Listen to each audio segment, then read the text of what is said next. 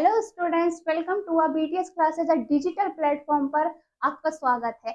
अभी मैं आपको एक बहुत बड़ी खुशखबरी बताने वाली हूँ। जैसा कि स्क्रीन पर आपको दिखाई दे रहा है, बिहार टीआरई 4.0 ईएमआरसी से रिलेटेड है ना। जैसा कि बच्चों अभी हाल ही में नोटिफिकेशन आउट हुआ है, नोटिफिकेशन पता चला है। ये उन बच्चों के लिए सबसे बड़ी खुशखबरी निकल कर आई है जो सरकारी टीचर बनने की तैयारी कर रहे हैं। अपना स्टडी कंप्लीट करने के बाद में वो वैकेंसीज का वेट कर रहे हैं। वही वैकेंसी आउट हुई है, नोटिफिकेशन आउट हुआ है ना। बीपीएससी टीआरई 4.0 का नोटिफिकेशन भी आपको जल्द ही मिल जाएगा, है ना। अभी देखेंगे हम लोग ईएमआरसी पीजीटी बीपीएससी से रिलेटेड। अभी मैं जनरल साइंस में आपको इसमें एक्सप्लेन करने वाली हूँ।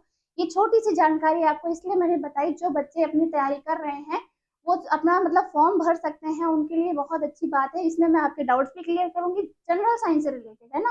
और ये बायोलॉजी से रिलेटेड आपको क्वेश्चंस इसमें मैं बताने वाली हूँ। अभी हम अपने टॉपिक की तरफ बढ़ते हैं, देखते हैं क्या है हमारा टॉपिक, है ना। अभी हम बढ़ते हैं अपने टॉपिक की तरफ, देखते हैं अपना हमारा टॉपिक क्या है। मैं लेकर आई हूँ सेल का पार्ट 3। सेल का पार्ट 3 अभी मैंने लास्ट वीडियो में आपको पार्ट 1 भी पढ़ा चुकी हूँ, पार्ट 2 भी पढ़ा चुकी हूँ, पार्ट 3 लेकर आई और ये पार्ट हमारा लास्ट पार्ट होने वाला है सेल का। कौन सा? कोशिका का लास्ट पार्ट होने वाला है। इसके बाद आपका सेल जो टॉपिक है वो खत्म हो जाएगा। उसके बाद हम नया सेशन स्टार्ट करेंगे, जिसमें मैं आपके पास डाइजेस्टिव सिस्टम से रिलेटेड वीडियो लेकर आने वाली हूँ। अभी अपने टॉपिक की ओर बढ़ते हैं। सेल पढ़ेंगे, पार्ट 3 है, जैसा कि मैंने बता ही दिया आपको, है ना। अभी मैंने जिन बच्चों को जो बच्चे हमारी वीडियो पार्ट 3 देख रहे हैं, मैंने पहले भी बताया उन बच्चों को कि लास्ट वीडियो, पहला और दूसरा जो वीडियो है, जब तक आप पार्ट 1 और पार्ट 2 नहीं देखेंगे तब तक आपको 3 पार्ट भी समझ में नहीं आने वाला है, क्योंकि पार्ट 1 और 2 से लिंक्ड वीडियो थर्ड है। आप हमारे डिस्क्रिप्शन में जाइए, जो भी कमेंट करना है आप पूछ सकते हैं, जो भी डाउट्स आपके हों आप मैं बताऊंगी आपको। उन डाउट्स को क्लियर करने के लिए ही मैं यहाँ पर हूँ। अभी मैंने बताया है पार्ट 1 और पार्ट 2 देखने के बाद ही आपको पार्ट 3 समझ में आएगा। और जिन बच्चों ने मेरा पार्ट 1 और पार्ट 2 देखा है उनके लिए थर्ड पार्ट लेकर आई हूँ। आगे बढ़ते हैं अपने टॉपिक की तरफ, है ना। क्या है? सबसे पहला है थोड़ा बेसिक पीछे का हम देखते हैं। पहले मैंने लास्ट टॉपिक आपको क्या पढ़ाया था? ल्यूकोप्लास्ट पढ़ाया था। क्या पढ़ाया था मैंने? ल्यूकोप्लास्ट पढ़ाया था, जिसमें मैंने बताया था they do not impart any colours and serve stores several food products. इसमें कोई रंग नहीं होता है, इसमें कोई रंग नहीं होता है। किसमें नहीं होता है? ल्यूकोप्लास्ट में नहीं होता है। ये इसका काम क्या है? स्टोर्स करने का काम है। क्या करता है? स्टोर करने का काम है, यौगिक भंडार है ना। ये बेसिक था जो मैंने लास्ट वीडियो में आपको छोड़ा था। किस पे छोड़ा था मैंने? टॉपिक ल्यूकोप्लास्ट पर मैंने छोड़ा था। अभी आगे बढ़ते हैं, सेशन देखते हैं टाइप्स ऑफ ल्यूकोप्लास्ट क्या है। ये बेसिक टॉपिक नहीं है कोई भी, बिल्कुल भी, है ना। लेकिन मैं आपको मेजरली बताने वाली हूँ, इसके बारे में जानकारी देने वाली हूँ। अवर्ली लवक के प्रकार जो हैं वो क्या है? प्लास्टिड्स हैं, इकोप्लास्ट है, क्लोरोप्लास्ट है, ल्यूकोप्लास्ट है ना। इसी ल्यूकोप्लास्ट को डिवाइड करके 3 पार्ट्स में बनाया गया है, वो स्क्रीन पर आपको दिख रहा है ना। एमिलोप्लास्ट भी है, आयोप्लास्ट भी है ना, प्रोटीन प्लास्ट भी है, मोनोप्लास्ट भी है, प्रोटीन प्लास्ट भी है। बेसिक ये एक सिंपल टॉपिक वे में है, इसको कोई पढ़ने की जरूरत नहीं है। लेकिन अभी आया ल्यूकोप्लास्ट तो मैंने इसके बारे में आपको एक्सप्लेन कर दिया कि इतने तरीके का होता है। आगे देखते हैं, एंडोप्लाज्मिक रेटिकुलम अंतः प्रदप जालिका। ये सबसे इंपॉर्टेंट टॉपिक है। क्या है? सबसे इंपॉर्टेंट टॉपिक है। कौन सा टॉपिक है? अंतः प्रदप जालिका, एंडोप्लाज्मिक रेटिकुलम है। डिस्कवरी किसने करी है इसकी? देखेंगे, काइटिन और पॉर्टर ने इसकी डिस्कवरी करी है। किसने करी है? काइटिन और पॉर्टर ने इसकी डिस्कवरी करी है। मैंने लास्ट वीडियो में भी बताया था, जब मैंने साइंटिस्ट के बारे में एक्सप्लेन किया था, चीजों को एक्सप्लेन किया था, रॉबर्ट हुक को एक्सप्लेन किया था, है ना, सेल से रिलेटेड।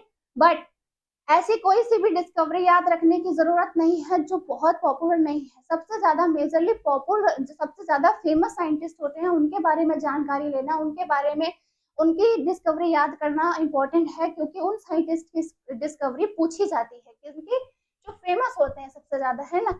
अभी देखेंगे अंतः प्रदप जालिका के बारे में। क्या है? ईआर शॉर्ट फॉर्म में इसको मैं समझाने वाली हूँ। ईआर क्या है? Endoplasmic reticulum. बेसिक सबसे इंपॉर्टेंट टॉपिक जो है वो यही है, एंडोप्लाज्मिक रेटिकुलम क्या होता है। अभी मैं बताऊंगी एक छोटा सा, आप मुझे कमेंट में भी बता सकते हो कि अंतः प्रदप जालिका दोनों में मिलती है या नहीं, एनिमल सेल और प्लांट सेल में मिलती है या नहीं। लेकिन अभी देखेंगे क्या है, एंडोप्लाज्मिक रेटिकुलम बोथ होती है, दोनों में मिलती है। एनिमल सेल में भी मिलेगी और प्लांट सेल में भी मिलेगी, है ना। एनिमल सेल में भी और मिलेगी, प्लांट सेल में भी मिलेगी। ये 2 टाइप्स की होती है, स्मूथ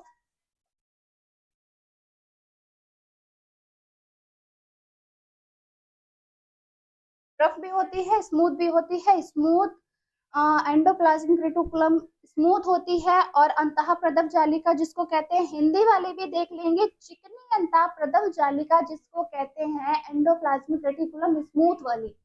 2 टाइप्स की है, स्मूथ याद रखना है, रफ याद रखना है। बट क्या है, स्मूथ वाली को कहते हैं चिकनी अंतः प्रदप जालिका। वैसे मेरी स्किन है, खुदरी हुई तो नहीं है ना, सॉफ्ट है, चिकनी है ना, इसी तरीके से इसको भी याद रखेंगे कि स्मूथ वाली जो एंडोप्लाज्मिक रेटिकुलम है उसको कहते हैं चिकनी अंतः प्रदप जालिका, और जो रफ वाली एंडोप्लाज्मिक रेटिकुलम है उसको कहते हैं खुदरी अंतः प्रदप जालिका। खुदरी अंतः प्रदप जालिका शॉर्ट फॉर्म में मैं बता रही हूँ, उसको मैंने डिटेल में लास्ट वीडियो में बताया है।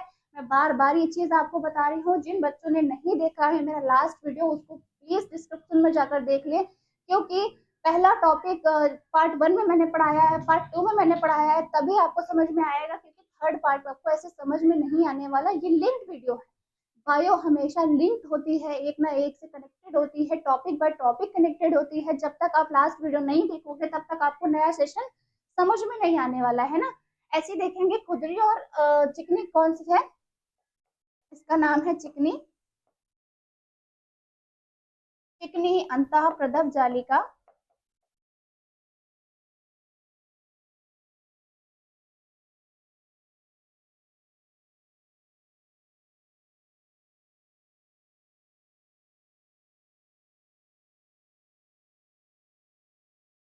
टू टाइप्स की हो गई, स्मूथ अंतः प्रदप जालिका और चिकनी खुदरी अंतः प्रदप जालिका। चिकनी अंतः प्रदप जालिका एंडोप्लाज्मिक रेटिकुलम है, जिसको शॉर्ट फॉर्म में ईआर लिखा है मैंने। सभी बच्चे ध्यान से देख लेना, मैंने पूरा नाम नहीं लिखा है यहाँ पर, लेकिन आपको पूरा नाम याद रखना पड़ेगा, क्योंकि स्मूथ एंडोप्लाज्मिक रेटिकुलम है और रफ एंडोप्लाज्मिक रेटिकुलम है, ये पूरा नाम है। चिकनी अंतः प्रदप जालिका इसका पूरा नाम है, इसका नाम है खुदरी अंतः प्रदप जालिका।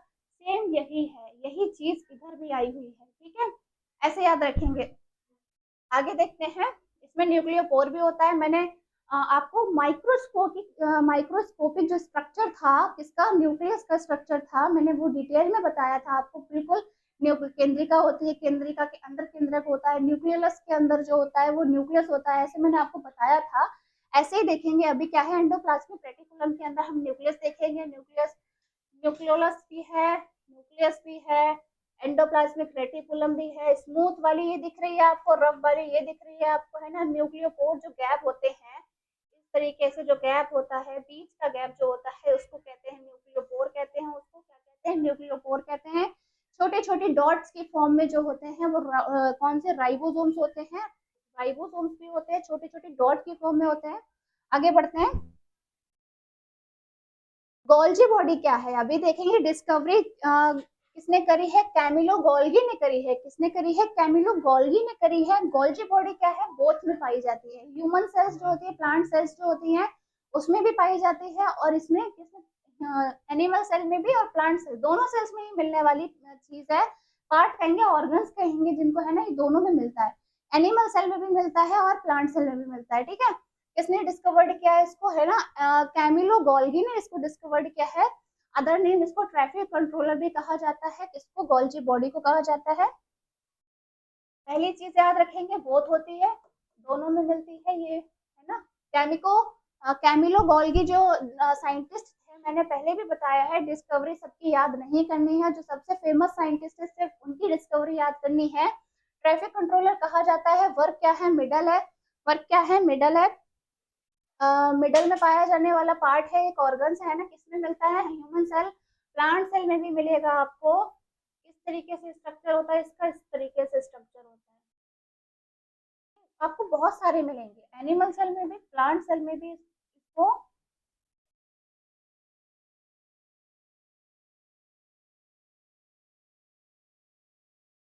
प्लांट सेल में भी मिलेगा और एनिमल सेल में भी मिलेगा। कैसा स्ट्रक्चर आपको दिख ही रहा है, ये इस तरीके से गोलाकार आकार में स्ट्रक्चर दिखने वाला है, इसको ही कहते हैं गोल्जी बॉडीज कहते हैं। किसको, जो ऐसे स्नेक के फॉर्म में है, समझ लो स्नेक जैसा ही, बिल्कुल ऐसा ही है। इसको ट्रैफिक कंट्रोल इसलिए कहा जाता है, जैसे हमारे ह्यूमंस हम हैं, हम फूड खाते हैं, आमाशय में जाता है, कोई ये नहीं कहता है कि स्टमक में गया, सब कहते हैं कि पेट में गया खाना, है ना। ऐसी सेल्स का भी तो खाना कहीं ना कहीं जाता है, सेल्स भी कुछ ना कुछ खाती है, कुछ ना कुछ पीती है। इसी तरीके से देखेंगे गोल्जी बॉडी क्या करती है, उनको वेस्ट करने का काम करती है, वेस्ट चीजों को बॉडी से निकालने का काम करती है, सेल से निकालने का काम करती है। और ट्रैफिक कंट्रोलर इसीलिए इसको कहा गया है क्योंकि ये खाने को कंट्रोल करती है, वेस्ट खाने को निकालती है, न्यूट्रिशन को छांटती है, इसीलिए इसको गोल्जी बॉडी और सेकंड नाम जो है इसको ट्रैफिक कंट्रोलर भी कहा गया है। आगे देखेंगे लाइजोसोम्स क्या है, डिस्कवरी किसने दी है, क्रिश्चियन डी ड्यूवे ने दी है। क्रिश्चियन डी ड्यूवे ने दी है, किसने, क्रिश्चियन डी ड्यूवे ने किसकी थ्योरी दी है, लाइजोसोम्स के बारे में इन्होंने देखा है सबसे पहले। अभी मैं आपको बताने वाली हूँ, लाइजोसोम जो है एनिमल सेल और प्लांट सेल दोनों में पाई जाती है। हिंदी और इंग्लिश कॉम्बो में मैं पढ़ा रही हूँ ताकि हिंदी वाले भी समझ लें और इंग्लिश वाले भी समझ लें। कोई भी डाउट होता है आप कमेंट सेक्शन में पूछ सकते हैं, कमेंट बॉक्स आप ही सभी बच्चों के लिए खुला हुआ है जिससे आप अपने डाउट्स उसमें क्लियर कर सके। अदर नेम एटम बॉम्ब के नाम से भी जाना जाता है, इसके अलावा जो है डाइजेस्टिव बैग के भी नाम से जाना जाता है। एटम बॉम्ब तो मैंने बताई थी आपको पहले से ही, है ना, कि एटम बॉम्ब के नाम से जाना जाता है। किसको जाना जाता है, लाइजोसोम्स को जाना जाता है। क्यों जाना जाता है ये भी बताएंगे, क्योंकि अभी तो क्या मैंने लास्ट जो पढ़ाया था गोल्जी बॉडी, वो तो वेस्ट प्रोडक्ट को निकालता है ना, वो सेल में से वेस्ट प्रोडक्ट को निकाल के फेंक देता है, जैसे हम लोग भी निकाल के फेंक देते हैं अपनी बॉडी में से जो भी चीज बेकार होती है ना। घर में भी कचरा होता है, घर में भी कचरा निकाल के बाहर फेंक देते हैं, सेम वही चीज है यहाँ पर भी। किसी टेक्निकल तरीके से अगर समझने की कोशिश करते हैं तब बहुत अच्छे से समझ में आता है, अदरवाइज समझ में नहीं आने वाला है। अभी देखेंगे एटम बॉम्ब इसको इसलिए कहा गया है क्योंकि ये उस चीज को नष्ट कर देता है। किस चीज को, जो वेस्ट प्रोडक्ट निकल कर आया है, गोल्जी बॉडी ने निकाल कर दिया है, एटम बॉम्ब उसको नष्ट कर देता है, खत्म कर देता है। जैसे हम लोग भी कोई चीज है घर से निकाल देते हैं, लेकिन हम खत्म नहीं करते उसको, है ना, कुछ कचड़ा जला देते हैं जिसको नष्ट करना कहते हैं, बाकी नहीं होता है नष्ट। लेकिन लाइसोसोम्स जो है वो वेस्ट प्रोडक्ट को बिल्कुल पूरी तरीके से नष्ट कर देता है, खत्म कर देता है ना। ये एनिमल सेल में और प्लांट सेल में दोनों में पाया जाने वाला ऑर्गन है, बोथ में पाया जाता है। सबसे मेन चीज आपको हर टॉपिक में ये चीज याद रखनी है, ये ह्यूमन सेल में मिलती है या नहीं मिलती है, या एनिमल सेल में है या नहीं है, प्लांट सेल में है या नहीं है। इसीलिए मैं बोथ आपको बार बार बताती चल रही हूँ कि ये दोनों में पाई जाती है, ये दोनों में पाई जाती है। डिस्कवरी क्रिस्टियन डी ड्यूवे ने दी है इसकी, है ना। इसमें डाइजेस्टिव एंजाइम्स भी है, लिखा हुआ है साफ स्ट्रक्चर में पता चल रहा है। डाइजेस्टिव एंजाइम जो है यही चीजों को नष्ट करने का काम करते हैं, है ना। मेम्ब्रेन होती है, ल्यूमन भी होता है, एंजाइम सबस्ट्रेट भी होता है, कॉम्प्लेक्स होता है, प्रोटीन होता है। किसमें होता है, लाइजोसोम्स में होता है, ठीक है। हिंदी वाले देख लेंगे खोज किसने करी है, डी ड्यूवे ने, क्रिश्चियन डी ड्यूवे ने खोज करी है। अन्य नाम इसका एटम बॉम्ब भी है, आत्मघाती थैली भी है, पाचक थैली निर्माण भी है, गोल्जी बॉडी, गोल्गी बॉडी भी है, ईआर भी है। ईआर इसलिए एंडोप्लाज्मिक रेटिकुलम, मैंने लास्ट में भी बताया है। गोल्जी बॉडी इसके ऊपर ही इसी से रिलेटेड एंडोप्लाज्मिक रेटिकुलम है। स्मूथ और रफ दो तरीके की मैंने बताई है, चिकनी प्रदब जालिका, अंता प्रदब जालिका, ठीक है। ये दो चीजें एक ना एक से कनेक्टेड है, मैंने बताया पूरी बायो लिंक्ड है। एक बाय एक टॉपिक पढ़ते जाइए, एक बाय एक टॉपिक निकलता जाएगा, और एक चीज समझ आने के बाद सेकेंड चीज आपको ऑटोमेटिक समझ में आ जाएगी। वो किस बेस पे समझ में आए, क्योंकि आपने पहला वीडियो पढ़ चुके हो, अब आप लास्ट वीडियो पढ़ रहे हो अभी, है ना। अभी मैं पार्ट 3 पढ़ा रही हूँ, इसके बाद सेल टॉपिक क्लोज हो जाएगा। लेकिन पार्ट 1 जिसने नहीं देखा वो उसको कुछ भी समझ में नहीं आने वाला है, क्योंकि बीच में देखना ये गलत बात है ना। इसीलिए टॉपिक बाय टॉपिक और पार्ट बाय पार्ट देखते हैं चीजों को। अभी आगे बढ़ते हैं ना। राइबोसोम्स क्या है, अभी बार बार राइबोसोम्स का नाम निकल कर आ रहा है कि राइबोसोम्स क्या है, बार बार नाम निकल कर आ रहा है ना, राइबोसोम्स है, राइबोसोम्स है। अभी देखते हैं डिटेल में राइबोसोम्स है क्या चीज भाई, है ना, देखते हैं निकल कर। अभी दिखाया जा रहा है स्क्रीन पर, मैं आपको डायग्राम के साथ समझा रही हूँ। बायो कभी भी सिंगल विदाउट स्ट्रक्चर नहीं पढ़ सकते, डायग्राम की आवश्यकता पड़ती ही पड़ती है, क्योंकि थ्योरी में हम बायो नहीं पढ़ सकते, बिल्कुल भी नहीं पढ़ सकते, है ना। क्यों नहीं पढ़ सकते, क्योंकि डायग्राम हमको माइटोकॉन्ड्रिया पढ़ा है ना, लाइजोसोम्स राइबोसोम्स जो है अलग अलग चीजें हैं, मैंने दिखा दिया आपको। आपको समझ में ही नहीं आ रही, दिखता कैसा है ना। ना ये केमिस्ट्री जैसा हम पढ़ सकते हैं, केमिस्ट्री में भी बॉन्ड बनाने पड़ते हैं, फिजिक्स में भी पढ़ सकते हैं, मैथ्स में भी पढ़ सकते हैं, है ना। उसमें भी एक्स वाई का मान लिया जाता है, एक्स के बिना मान किसका निकालोगे ना। ऐसी सेम बायो भी है, विदाउट डायग्राम के बायो नहीं पढ़ सकते हैं। क्यों नहीं पढ़ सकते हैं, देखते हैं। समझ में ही नहीं आएगा, क्योंकि डिस्कवरी किसने दी है इसकी, जॉर्ज प्लाडे ने दी है, जॉर्जी क्लाडे ने दी है 1955 में दी है। फॉर्मेशन क्या है, न्यूक्लियस में पाया जाने वाला है, made up of RNA protein है। अभी सबसे इंपॉर्टेंट चीज ये है, आरएनए प्रोटीन का निर्माण कहाँ से होता है, इसको इसीलिए फैक्ट्री ऑफ प्रोटीन भी कहा जाता है। किसको, राइबोसोम्स को कहा जाता है फैक्ट्री ऑफ प्रोटीन भी कहा जाता है। इसको है ना लिख लेंगे, फैक्ट्री ऑफ प्रोटीन भी कहा जाता है। फैक्ट्री ऑफ प्रोटीन भी कहा जाता है क्योंकि आरएनए से, आरएनए में प्रोटीन होता है ना। आरएनए का निर्माण भी राइबोसोम्स के जरिए ही होता है, इसकी हेल्प पड़ती है। लेकिन प्रोटीन का निर्माण जो होता है सेल मेम्ब्रेन, मैंने आपको पढ़ाया था सैंडविच फॉर्म में, सेकंड पार्ट में आप देखना, सैंडविच फॉर्म में मैंने पढ़ाया था, जिसमें 2 लेयर होती हैं इस तरीके से, अपर लेयर होती है, नीचे लो लेयर होती है ना, बीच में प्रोटीन होता है। इसी वजह से प्रोटीन का निर्माण, मैंने वहां पे भी बताया आपको कि राइबोसोम्स ही हैं जो प्रोटीन का निर्माण करते हैं, प्रोटीन का निर्माण करते हैं। अभी देखेंगे क्या, थोड़े से टॉपिक्स पर नजर डालेंगे, ये बेसिक इंपॉर्टेंट टॉपिक्स हैं जिसको मैंने हाईलाइट करके आपको दिखा रही हूँ। सबसे स्मॉलेस्ट ऑर्गेनल जो है, सबसे स्मॉलेस्ट ऑर्गेनल जो है वो कौन सा है, राइबोसोम ही है। सबसे छोटा अंगांग है जो सेल का, वो यही है। प्रोटीन फैक्ट्री मैंने दिखाई दिया आपको, फैक्ट्री ऑफ प्रोटीन है, किसकी प्रोटीन की फैक्ट्री है, राइबोसोम्स ही प्रोटीन का निर्माण करता है। इसीलिए मैंने बार बार आपको बता रही हूँ कि प्रोटीन ऑफ फैक्ट्री है, यूनिवर्सल सेल ऑर्गन है, यूनिवर्सल सेल ऑर्गन है। अभी मैं आपको पार्ट 2 में भी मैंने पढ़ाया, सारे के सारे पार्ट 1 में मैंने डायग्राम समझाया था, पार्ट 2 में मैंने आपको ऑर्गन समझाया, पार्ट 3 में भी मैं कुछ बचे हुए ऑर्गन्स हैं जिनके बारे में जानकारी देने वाली हूँ। इसके बाद हमारा चैप्टर समाप्त हो जाएगा। सेल एंजाइम भी है, ठीक है। अभी आगे देखते हैं, राइबोसोम्स के बारे में कंप्लीट हो चुका है। वैक्यूल क्या है, रेक्टिकाएं क्या है, प्लांट सेल, सेंट्रल वैक्यूल क्या होती है, प्लांट सेल में भी पाई जाती है और एनिमल सेल में भी पाई जाती है। लेकिन एक बड़ी सेल होती है, बड़ी वैक्यूल होती है, किसमें पाई जाती है देखते हैं अभी।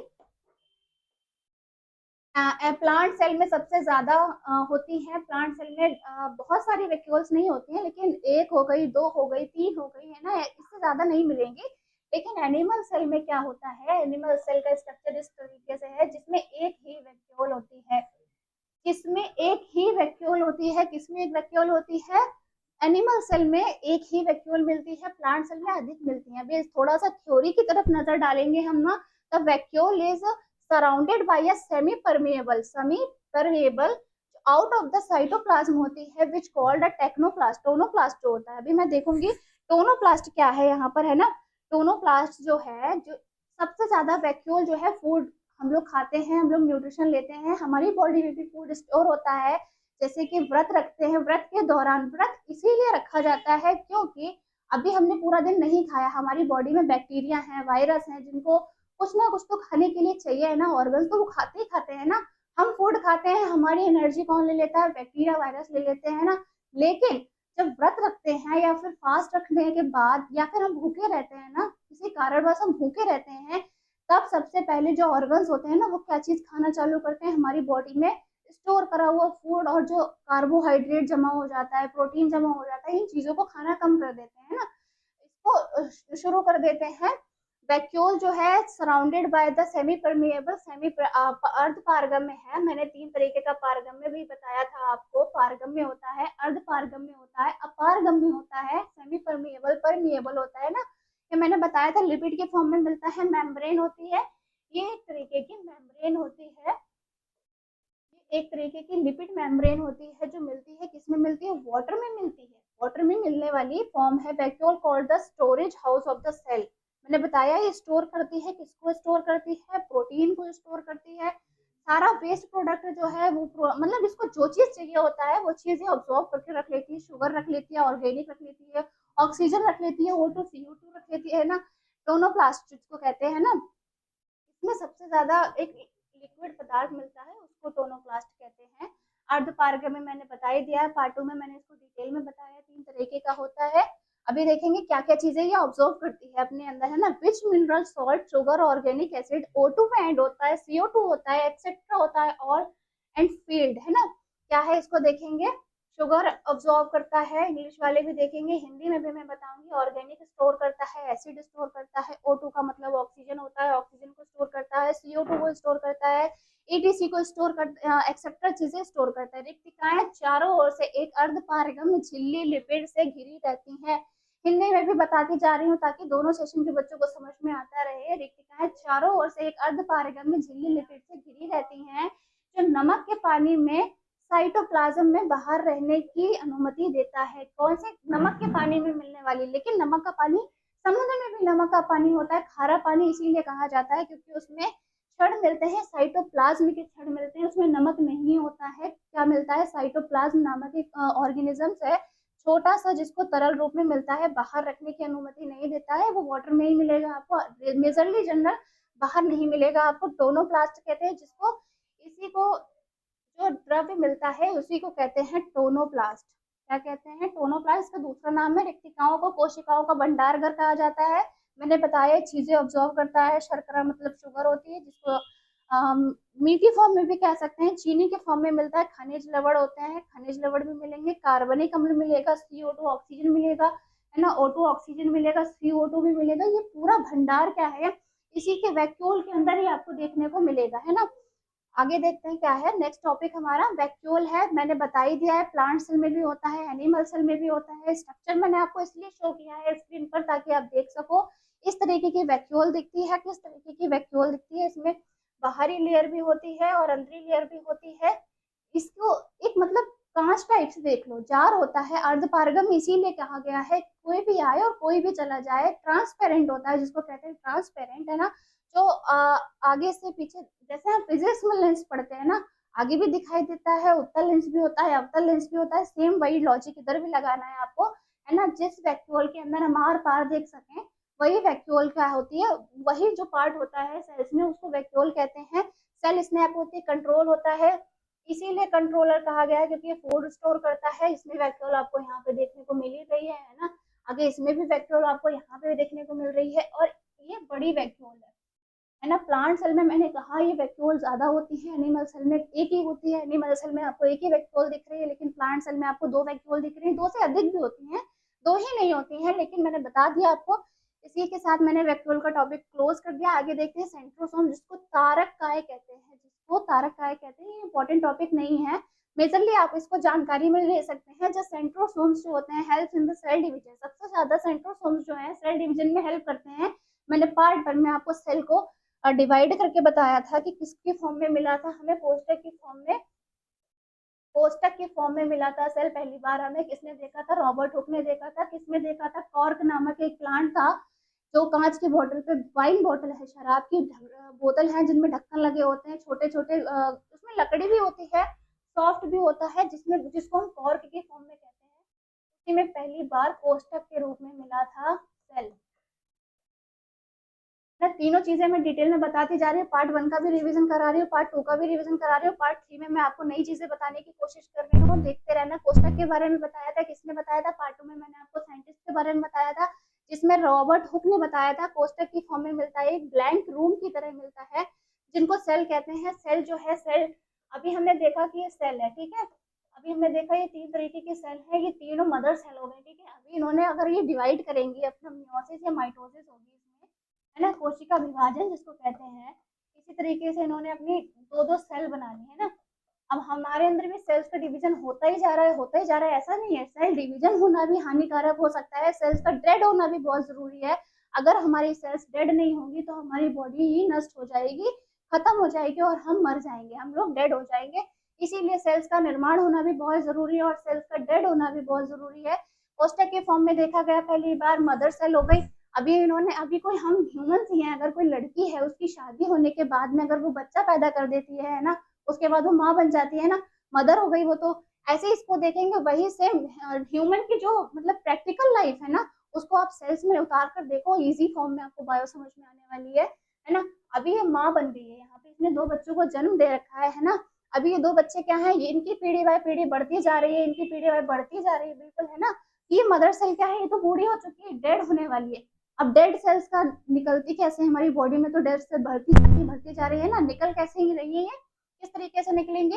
जब हम छींकते हैं या हमें खांसी आती है, या छींकने के दौरान आपने देखा होगा हमारे स्लाइवरी ग्लैंड जो होती है ना, मैंने इंट्रोडक्शन में आपको बिल्कुल एक्चुअल फर्स्ट में मैंने पढ़ाया था, उसका भी मैं आपको रिव्यू देती चल रही हूँ साथ में। है ना, बिल्कुल फर्स्ट फॉर्म में पढ़ाया था कि हम छींकने के दौरान जो हमारी सलाइवरी ग्लैंड्स है ना, लार ग्रंथियां जिनको कहते हैं हम, उनके दौरान कण कण में छींकने के बाद आपने देखा होगा कण कण में हमारे मुंह से निकलने वाले सलाइवरी ग्लैंड्स होती हैं, जो मतलब छींक के दौरान निकल जाती हैं, वो डॉट डॉट की फॉर्म में निकल जाती हैं। यहीं पे मैंने सेंट्रोमियर्स को आपको बिल्कुल डिफाइन कर दिया इजी फॉर्म में। दे मेंटेन द क्रोमोसोम्स, क्रोमोसोम्स को मेंटेन करने का काम कौन करता है? सेंट्रोसोम्स करता है। सेंट्रोसोम्स में मदर सेंट्रोसोम है, देख लो दिख रहा है आपको मदर सेल, मदर सेल से इसने डॉटर सेल बना ली है जिसको सेंट्रोरियल कहते हैं, है ना। वे कोशिका विभाजन के दौरान गुणसूत्रों की संख्या बनाए रखते हैं, हिंदी में भी समझते रहेंगे। क्रोमोसोम मदर सेंट्रोसोम हो गया, ये एक यूकैरियोटिक सेल है। अब यूकैरियोटिक यहाँ पे नया शब्द मिला है आपको, यूकैरियोटिक, अभी हम और डिटेल में जानेंगे इसको। यूकैरियोटिक कैसी सेल्स होती है, किस तरीके का काम करती हैं। यहाँ पे दो तरीके की मैंने सेल्स भी दिखा दी है। मदर सेल दिख रही है आपको, इसने डिवाइड करके अपना ही हूबहू जैसा सेल बना लिया जिसको कहते हैं सेंट्रोसोम। ये सेल डिवीजन था यहाँ पे, ठीक है। आगे देखते हैं प्रोकैरियोटिक। अभी मैंने यूकैरियोटिक का नाम सुना था, लास्ट जो मैंने पेज आपको दिखाया था उस पर यूकैरियोटिक देखा था। अभी मैं आपको दिखाऊंगी प्रोकैरियोटिक क्या है। Cell wall protein and carbohydrates membrane bound the original झिल्ली युक्त कोशिकाएं जो होती हैं, झिल्ली युक्त कोशिकाएं जो होती हैं, कौन सी? कोशिकांग भी कहते हैं इसको। किसका कोशिकांग कहते हैं? प्रोकैरियोटिक सेल्स जो होती हैं। दो तरीके के लोग होते हैं, ह्यूमंस भी होते हैं, ठीक है। कुछ लोग होते हैं जो अभी देखते हैं स्नेक जैसे अंडे देता है ना, वो बना हुआ है, एक अंडे से दूसरा अंडा नहीं बन सकता, उसको एक जानवर या जीव द्वारा ही वो अंडा दिया जाता है। क्योंकि एक चीज अभी मैंने सेल पढ़ाया, एक सेल ही ऐसी चीज है जो सेल से सेल बना सकती है, लेकिन हम ह्यूमन जो है, हम ह्यूमन सेल नहीं बना सकते। हम एक अपना ही को दिखने वाला अपनी संतान को जन्म देंगे जिसको है ना, वो बिल्कुल हमारी जैसी दिखेगी, वो तो जीवित कोशिका हो गई ना। यही चीज है, अभी मृतक कोशिका जीवित कोशिका सेम यही चीज प्रोकैरियोटिक में और यूकैरियोटिक में देखेंगे। मेम्ब्रेन बाउंड ऑर्गेनल से भी है। इसके जो बेसिक नाम हैं जिसके फॉर्म में हम इसको रिवाइज करेंगे, इतने नाम इसके ऑर्गन्स हैं। किसके ऑर्गन्स है? प्रोकैरियोटिक। और ये प्रोकैरियोटिक ऐसी सेल्स है जिसके द्वारा ये पहले से बनी हुई है। इसको टू पार्ट्स में पढ़ते हैं, मैं एक्सप्लेन करके दिखाती हूँ आपको, है ना। प्रो मतलब होता है, प्रो मतलब होता है पहले से, पूर्व के रूप में, है ना, पहले से बनी हुई सेल्स से नई सेल्स का बनना प्रोकैरियोटिक कहलाता है। और कैरियोटिक क्या होता है?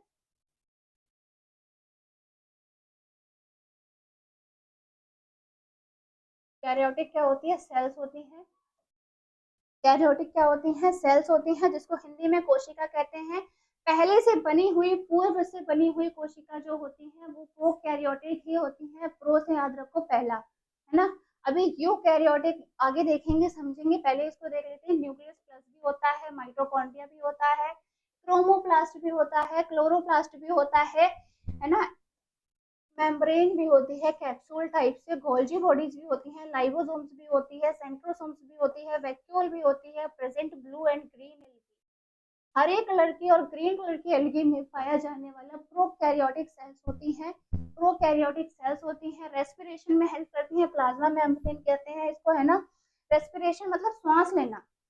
मैंने आपको फर्स्ट टॉपिक में, बिल्कुल फर्स्ट लेक्चर इंट्रोडक्शन में मैंने आपको बेसिक में बताया था, रेस्पिरेटरी सिस्टम सांस लेने की क्रिया जो होती है, हार्ट जो होता है ब्लड पंप करने का काम करता है, खून को छानने का काम करता है, लेकिन उसमें कार्बन डाइऑक्साइड कौन डालता है?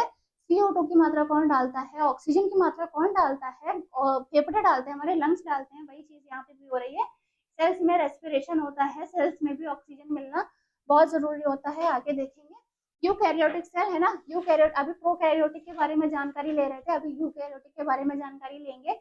डेफिनेशन क्या है? Any cell that contains the clearly defined nucleus and membrane bound the organelles, है ना। न्यूक्लियस जो है क्या है? कोई भी कोशिका जिसमें स्पष्ट रूप से परिभाषित नामक और झिल्ली से बंधा अंग होते हैं। किससे बंधे अंग होते हैं? एक झिल्ली से बंधे हुए अंग होते हैं। कौन से अंग होते हैं? जिसमें स्पष्ट रूप से परिभाषित नामक, परिभाषित जो होते हैं उनको ही हम कहते हैं प्रो यूकैरियोटिक सेल्स, है ना। गुणसूत्र एक से अधिक होता है, गुणसूत्र एक से अधिक होता है, 80s भी होते हैं, राइबोसोम्स 80s होते हैं, मोर देन वन होता है क्रोमोसोम, है ना। राइबोसोम्स जो होते हैं 80s होते हैं। ऑर्गेनिजम्स टाइप यूनिसेलुलर मल्टीसेलुलर होता है ना। यूनि ऑर्गन, इसका टाइप जो है क्या है? मल्टी सेलुलर है, ये यूनिसेलुलर नहीं है, ये मल्टी सेलुलर, क्योंकि ये बहुत सारी, अभी मैंने बैक में जो आपको पढ़ाया था प्रोकैरियोटिक, ये मल्टी सेलुलर है, ये बहुत सारी कोशिकाओं से मिलकर बना है, ये पहले से बना हुआ है। अभी हम ही देख लेते हैं, हम कोई चीज बना के रख देते हैं और हमारी मम्मा आती है, मान लो हमने खाना बना के रखा है ना, मम्मा आती है, उनको पता ही नहीं इन्होंने किस क्या क्या चीजें डाल के बनाई है, हमको तो पता ही नहीं है ना। बिल्कुल सेम वैसा ही है, इन्होंने पहले से सेल बना के रखी हुई है जिसमें कोई ना कोई कमी छूट गई है, और ये अच्छी नहीं है, मतलब गुड सेल्स में नहीं आती, लेकिन यूकैरियोटिक गुड सेल्स में आती है, क्योंकि हम ह्यूमंस भी, हमारे अंदर भी क्या मिलता है, यूकैरियोटिक सेल्स ही मिलती हैं हमारे अंदर। जो राइबोसोम्स हैं 80 से एस सजीव जीव प्रकार आमतौर पर बहुकोशिकीय बहुत सारी कोशिकाओं से मिलकर बने हुए होते हैं। क्या बने हुए होते हैं, यूकैरियोटिक सेल्स के बारे में बता रही थी। अभी आगे देखते हैं टॉपिक क्या है हमारा।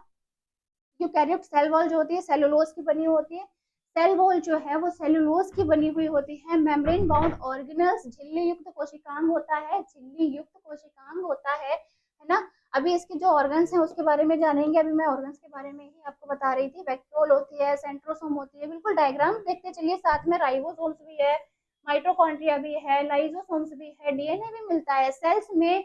डीएनए भी मिलता है, जो सबसे यूनिट ऑफ स्मॉल यूनिट है, सबसे ज्यादा छोटी इकाई जो है वो डीएनए ही है। सेल मेम्ब्रेन मिलती है, किस में मिलती है, प्लांट सेल में मिलती है, लेकिन एनिमल सेल में सेल मेम्ब्रेन नहीं मिलेगी। एनिमल सेल में क्या मिलेगी, सेल वॉल मिले, सेल मेम्ब्रेन मिलेगी। सेल वॉल प्लांट सेल में मिलती है, सेल वॉल प्लांट सेल में मिलती है ना। प्रेजेंट किस में होती है, एनिमल सेल में होती है। रेस्पिरेशन है माइटोकॉन्ड्रिया, माइटोकॉन्ड्रिया द्वारा ही सांस लेने का कार्य होता है, जिसको कहते हैं हम, जिसको कहते हैं रेस्पिरेटरी सिस्टम, है ना। मैंने इंट्रोडक्शन में आपको इसके बारे में बताया है। अभी हम देखेंगे थोड़ा सा क्लासिफिकेशन ऑफ सेल, जो बिल्कुल मेजरली है, जानने की जरूरत है हमें। कब बाई यहीं से क्वेश्चन निकल कर बनता है, क्या बनता है, सबसे स्मॉलेस्ट जो है, स्मॉलेस्ट कोशिका कौन सी है, स्मॉलेस्ट सेल किसको कहा जाता है ना। अभी देखेंगे शेप और आकार। शेप और आकार क्या होता है, किसके बारे में बात हो रही है, यहाँ पे सेल के बारे में बात हो रही है।